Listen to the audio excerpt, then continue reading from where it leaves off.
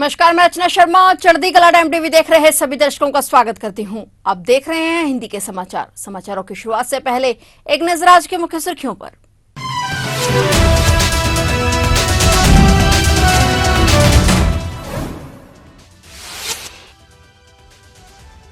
PM Modi ने आज महाराष्ट्र को दी करोड़ों की सौगात। वीडियो कॉन्फ्रेंसिंग के जरिए विभिन्न परियोजनाओं का किया उद्घाटन। महाराष्ट्र को 11,200 करोड़ से अधिक की परियोजनाओं की सौगात।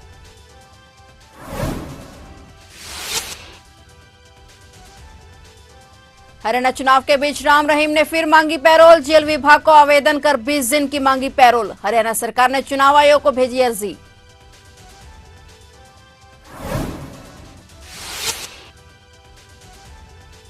खड़े डंपर में जा घुसी तेज रफ्तार बस। प्रयागराज से नागपुर जा रही बस के साथ बड़ा हादसा। हादसे में 9 लोगों की दर्दनाक मौत। मध्य प्रदेश के मेहर में दर्दनाक हादसा।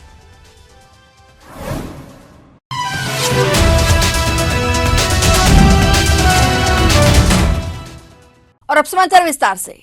प्रधानमंत्री नरेंद्र मोदी ने आज महाराष्ट्र को 11,200 करोड़ रुपए से अधिक की परियोजनाओं की सौगात दी है। इसमें जिला न्यायालय से सुगट तक पुणे मेट्रो खंड का उद्घाटन भी शामिल है। पीएम को इसका उद्घाटन 26 सितंबर को करना था, लेकिन बारिश के कारण उनका पुणे दौरा रद्द हो गया था। पीएम मोदी ने आज वीडियो कॉन्फ्रेंसिंग के जरिए विभिन्न परियोजनाओं का शिलान्यास और उद्घाटन किया है। प्रधानमंत्री सर्वगेट से कटराज एक्सटेंशन की आधारशिला भी रखने पहुंचे और इस पर करीब 2,955 करोड़ रुपए की लागत आएगी। और इसके अलावा प्रधानमंत्री ने भारत सरकार के राष्ट्रीय औद्योगिक गलियारा विकास कार्यक्रम के तहत 7,855 एकड़ क्षेत्र को कवर करने वाली एक परिवर्तनकारी परियोजना बिडकिन औद्योगिक क्षेत्र को राष्ट्र को समर्पित की। पीएम मोदी ने आज विभिन्न परियोजनाओं का उद्घाटन और शिलान्यास किया।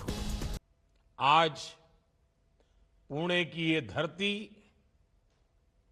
भारत की महान विभूतियों की प्रेरणा भूमि, महाराष्ट्र के विकास के नए अध्याय की साक्षी बन रही है।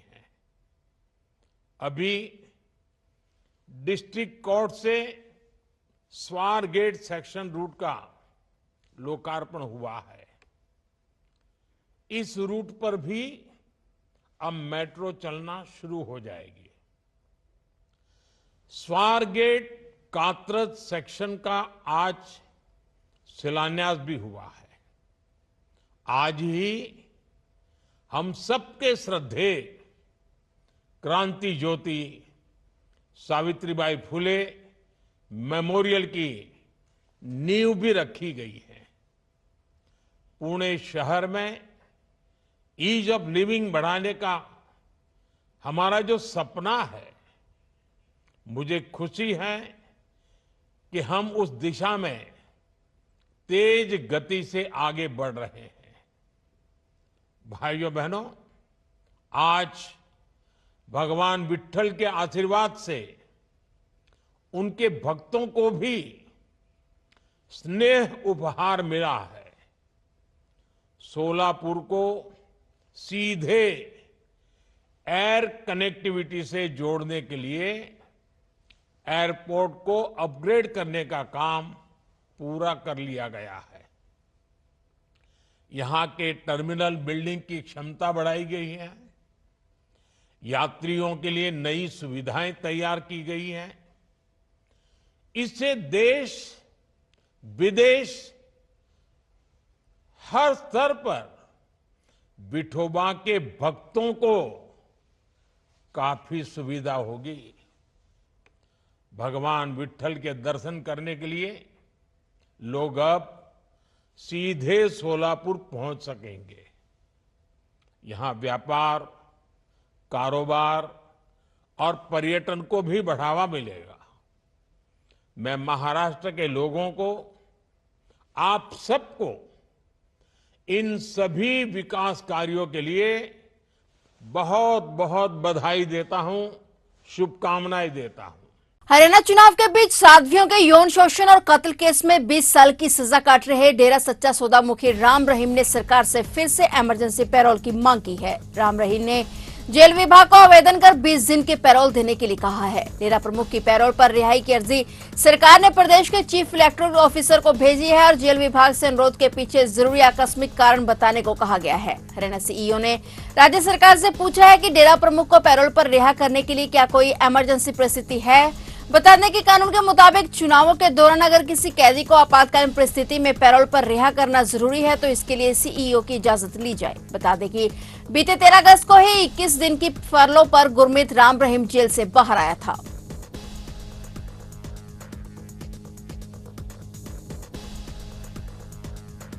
बीजापुर जिले के असुर ब्लॉक के तरसेम और गुंडम क्षेत्र में आज सर्चिंग पर निकले सीआरपीएफ जवान नक्सलियों के द्वारा लगाए गए आईडी की चपेट में आ गए। इस हमले में 5 जवान घायल हो गए। घायल जवानों को अस्पताल ले जाया गया है। इस घटना के बाद किसी भी तरह से कोई फायरिंग नहीं हुई। यह पूरी घटना चिन्नागलूर कैंप से करीब 350 मीटर की दूरी पर हुई है और मामले के बारे में जानकारी देते हुए आला अधिकारियों ने बताया कि सीआरपीएफ 153 बटालियन के जवान सर्चिंग पर निकले हुए थे। कैंप से जैसे ही 350 मीटर की दूरी पर पहुंचे कि अचानक से ब्लास्ट हो गया। पीछे चल रहे साथी मोर्चा संभालते हुए तुरंत तैनात हो गए, लेकिन इस दौरान किसी भी तरह से कोई भी गोलीबारी नहीं हुई। जवानों ने तत्काल ही घायल जवानों को अस्पताल में भर्ती कराया। इस आईडी ब्लास्ट में सीआरपीएफ 153 बटालियन के 5 जवान घायल हो गए। मेहर जिले के नादान देहात थाना क्षेत्र में बड़ा हादसा हुआ, जहां सड़क किनारे खड़े डंपर में एक बस घुस गई और बताया जा रहा है कि बस की रफ्तार बहुत ज्यादा थी, जिसका चालक उस पर काबू नहीं पा सका। हादसे में 9 लोगों की दर्दनाक मौत हो गई। इससे पहले मौके पर ही 6 की मौत हुई थी, जबकि 3 गंभीर घायलों ने इलाज के दौरान दम तोड़ दिया। बस के अंदर फंसे मृतकों का शव रेस्क्यू ऑपरेशन कर बाहर निकाला गया। हादसे में अब तक कुल 9 लोगों की मौत हो गई है, जबकि 21 के करीब लोग घायल हैं। घटना की सूचना मिलते ही मेहर जिला के पुलिस अधीक्षक सहित पुलिस के आला अधिकारी दल बल के साथ वहां पर मौके पर पहुंचे और पुलिस ने तुरंत घायल यात्रियों को मेहर के सिविल अस्पताल पहुंचाया, जहां उनका इलाज जारी है। नेपाल में लगातार बारिश के कारण आई बाढ़ और भूस्खलन से कम 120 लोगों की मौत हो गई और 60 लोग घायल हो गए। नेपाल के कई हिस्सों में बृहस्पतिवार से भारी बारिश हो रही है, जिसके कारण आपदा अधिकारियों ने अचानक बाढ़ की चेतावनी जारी की है। जानकारी के मुताबिक देश भर में कुल 80 लोग लापता हैं, जिनमें से 16 काठमांडू घाटी में लापता हैं। उन्होंने बताया कि 3000 से ज्यादा लोगों को बचाया भी गया है। अधिकारी ने कहा कि देश भर में 63 स्थानों पर मुख्य राजमार्ग अवरुद्ध हो गए हैं और इस बीच कार्यवाहक प्रधानमंत्री और शहरी विकास मंत्री प्रकाश मान सिंह ने गृह मंत्री, गृह सचिव और सुरक्षा एजेंसियों के प्रमुखों समेत विभिन्न मंत्रियों की एक आपात बैठक बुलाई और उन्हें खोज तथा बचाव अभियान में तेजी लाने के निर्देश दिए। सरकार ने नेपाल में सभी स्कूलों को 3 दिन के लिए बंद करने और सभी परीक्षाओं को स्थगित करने का आदेश दिया। पुलिस ने बताया कि काठमांडू में 226 मकान जलमग्न हो गए हैं और प्रभावित इलाकों में नेपाल पुलिस की ओर से लगभग 3000 सुरक्षा कर्मियों की बचाव टीम तैनात है। उत्तर प्रदेश में एक बार फिर बारिश ने अपना कहर बरपाया है। यहां पर औसत से अधिक बारिश के कारण कई नदियों का जलस्तर बढ़ गया है, जिससे कई जिलों में बाढ़ का खतरा पैदा हो गया है। अभी प्रदेश के 11 जिलों के 37,000 से ज्यादा लोग बाढ़ से प्रभावित हैं। पिछले 24 घंटे के दौरान प्राकृतिक आपदा से 7 लोगों की मौत हो गई, जिसके बाद बारिश की वजह से हुए हादसों में अब तक 17 लोगों की जान जा चुकी है। किसी की मौत बिजली गिरने से हुई तो किसी की मकान ढहने से हुई है। वहीं पानी का लेवल बढ़ता देख राहत विभाग के साथ साथ जिले में स्थानीय प्रशासन भी अलर्ट पर है। बाढ़ चौकी और बाढ़ आश्रय स्थलों पर तैनात कर्मचारी सतर्क हैं। उन्हें स्थिति पर सक्रिय रूप से नजर रखने के लिए कहा गया है। प्रधानमंत्री नरेंद्र मोदी आज रविवार को 11 बजे मन की बात कार्यक्रम में लोगों से बात की और यह कार्यक्रम 3 अक्टूबर 2014 से प्रसारित हो रहा है। इसे 22 भारतीय भाषाओं और 29 बोलियों के अलावा 11 विदेशी भाषाओं में भी प्रसारित किया जाता है। मन की बात कार्यक्रम के दौरान पीएम मोदी ने कई अहम पहलुओं पर चर्चा की। इस कार्यक्रम के दौरान उन्होंने महिला सुरक्षा, अमेरिका दौरा, जम्मू कश्मीर, हरियाणा चुनाव जैसे मुद्दों पर बात की। इसके अलावा चेस चैंपियंस और पैरालंपिक खिलाड़ियों से मुलाकात और पोषण माह पर भी चर्चा हुई। बता दें कि हर साल 1 सितंबर से 30 सितंबर के बीच पोषण माह मनाया जाता है और पोषण को लेकर लोगों को जागरूक बनाने के लिए पोषण मेला, एनीमिया शिविर, नवजात शिशुओं के घर की विजिट, सेमिनार, वेबिनार जैसे कई तरीके अपनाए जाते हैं। बता दें कि आज पीएम मोदी का मन की बात का 114वां एपिसोड हुआ है।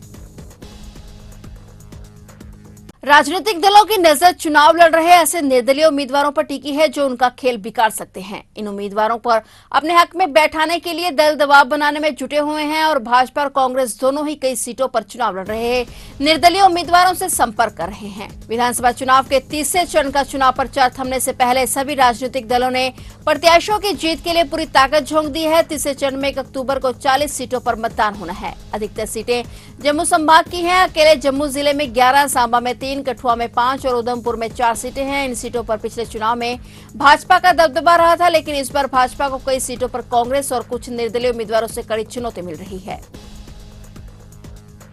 तमिलनाडु की राजनीति से बड़ी खबर सामने आई है। तमिलनाडु के मुख्यमंत्री एम के स्टालिन ने मंत्रिमंडल में बड़ा फेरबदल किया है। सीएम स्टालिन ने अपने बेटे उदयनिधि स्टालिन को उप मुख्यमंत्री बनाया है। उदयनिधि स्टालिन कल दोपहर 3:30 पर डिप्टी सीएम पद की शपथ ग्रहण करेंगे। सरकार ने प्रदेश के राज्यपाल से युवा कल्याण और खेल विकास मंत्री उदयनिधि स्टालिन को उनके मौजूदा विभागों के अलावा योजना और विकास विभाग आवंटित करने के साथ साथ डिप्टी सीएम के रूप में नामित करने की सिफारिश की है और राज्यपाल ने इन सिफारिशों को स्वीकार कर लिया है। उदयनिधि मुख्यमंत्री एम के स्टालिन के बेटे हैं।